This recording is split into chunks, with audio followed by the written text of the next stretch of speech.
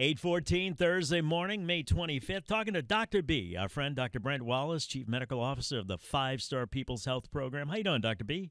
Hey, Tommy, I'm good. How about you? Good to talk to you. We miss you, man. We wish we had you every week. I know you're busy. Soon. I know you got stuff to do, but we just love talking to you. And this really applies to everybody. Nearly 1 in 5 people develop skin cancer in their lifetime. Memorial Day weekend, summertime's here. While most cases are curable, it is important to identify and treat skin cancer at its early stages. Dr. B, what are some of the warning signs of skin cancer, and how do we protect ourselves in the Louisiana heat? What causes it? Yeah, I mean, skin cancer is very common all over the South, especially here in Louisiana, and that's because it's caused by ultraviolet light. You know, ultraviolet light comes from the sun. It can come from tanning beds or sun lamps. But what happens is those UV rays damage the DNA that's in your skin, and it causes those cells to go a little bit crazy. They become abnormal. They actually grow in a very disorganized manner, and they form a mass of cancer cells. Where does skin cancer generally develop?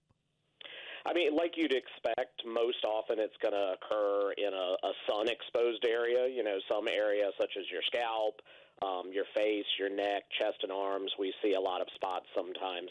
It can develop, though, in areas where there's minimal sun exposure. You know, occasionally we'll see it on the palms of the hands or even the underside of your feet. Let me just revisit this for a second. So a tanning bed, you can get skin cancer from that, or a sun lamp.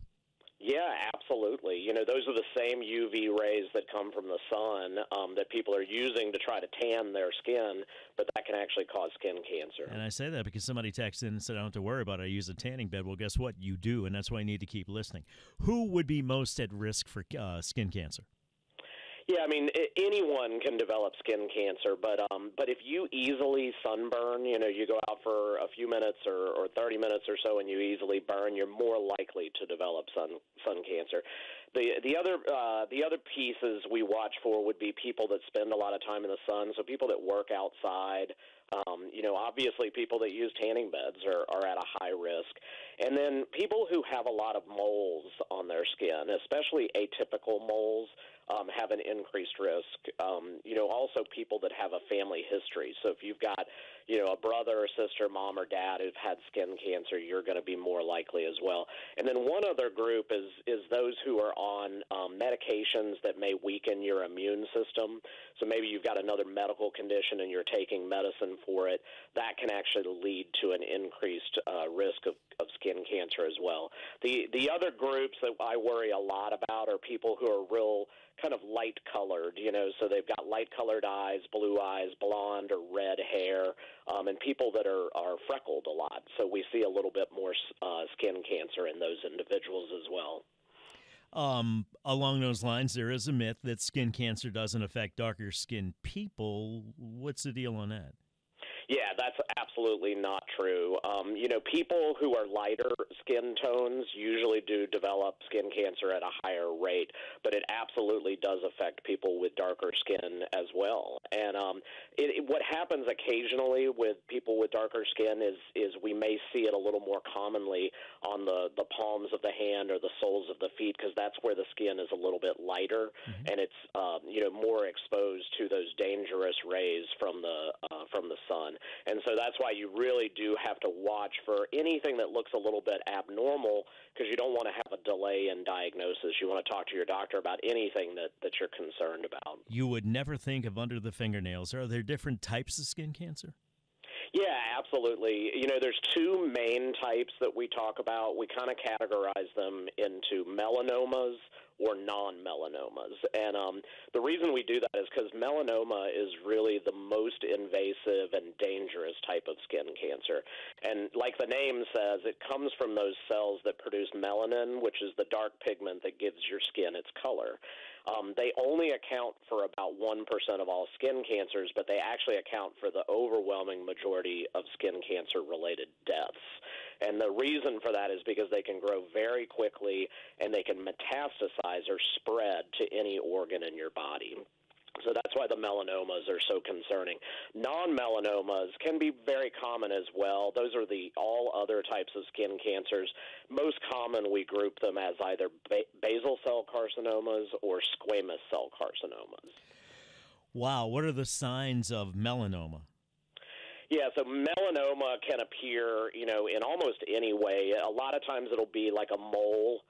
It can be just a little patch on your skin that's maybe a little scaly, maybe itchy, but it can also be something like an open sore, maybe a raised bump. And so what we use is a little memory device from the American Academy of Dermatology. It's called ABCDE, and that's how you look for the warning signs of something that could be melanoma. So A is really asymmetry. What we do there is if the two halves of a mole don't match, that's concerning. B is for borders. So if it's a nice round mole, that's less concerning. If it's real patchy or poorly defined on the edges, that's something that you may want to have checked. And then color. Typically moles are going to be one color, but if they've got either uneven color or maybe a bunch of different colors in a mole, that needs to be checked. The D is for diameter. So what we do is we take one of those old number 2 pencils and use the eraser on the end of it. And if you can cover the mole, you're probably good. If you can't cover the mole, you want to talk to your doctor about it. And then E is for evolution. That means really how does it evolve over time? Is it changing in size? Is it changing in shape? Or is the color changing? And if any of those things happen, that's where you want to talk to your doctor. Do all melanoma spots always meet that ABCDE rule? Not all of them. Some of them don't fit that rule, and so that's why if you've got anything kind of out of the ordinary, like I said, if something's itching or especially if you scratch your skin and it bleeds, those are times you want to talk to your doctor. And then we use something, too, called the ugly duckling tool.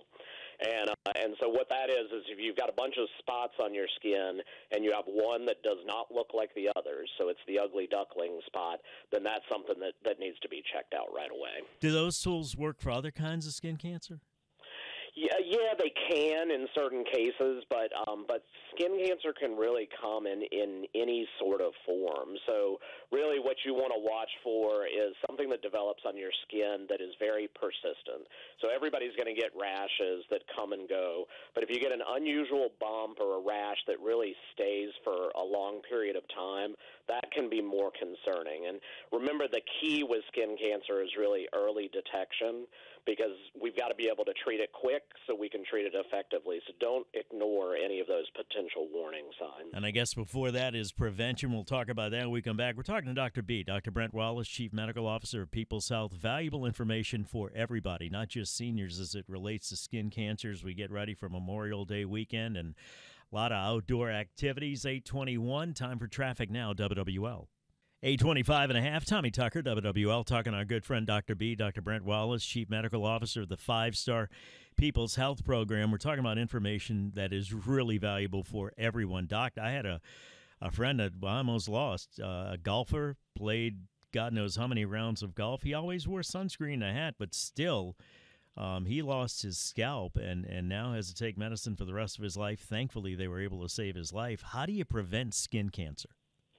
Yeah, I mean, just like you're saying, the best way to protect yourself is to avoid sunburns. Anytime you get burnt, even if you didn't mean to, it actually increases your risk for any type of skin cancer. So, the best way to do that is to use a broad spectrum sunscreen. You got to make sure it's an SPF of 30 or higher. And really wear it every day. One thing a lot of people don't realize, you can burn pretty severely even through clouds or fog. So even though the sun may not be directly shining on you, you can actually get a burn from that. And you want to make sure you apply the sunscreen before you go outside, probably about half an hour or so before you go outside for it to soak in. And then the one thing people always forget is it doesn't last all day long. You've got to reapply the sunscreen every 2 hours. Another thing that's very helpful, and you see this all over town during the summer, wear protective clothing, wear a big hat, something that's going to cover your face, make sure that you're covering your arms and legs.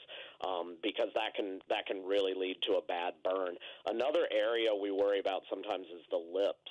So make sure you're using some sort of a lip balm with a high SPF in it as well, and that hopefully will help protect you. But be real careful golfing, working out in the yard. You're going to get a ton of sun exposure this time of year. I was right on side of him. He was wearing a hat and sunscreen. He got cancer. I never wore a hat or sunscreen, didn't. I'm not saying that's the way to go, Doc. I'm just saying I'm lucky. What else can we do to stay safe?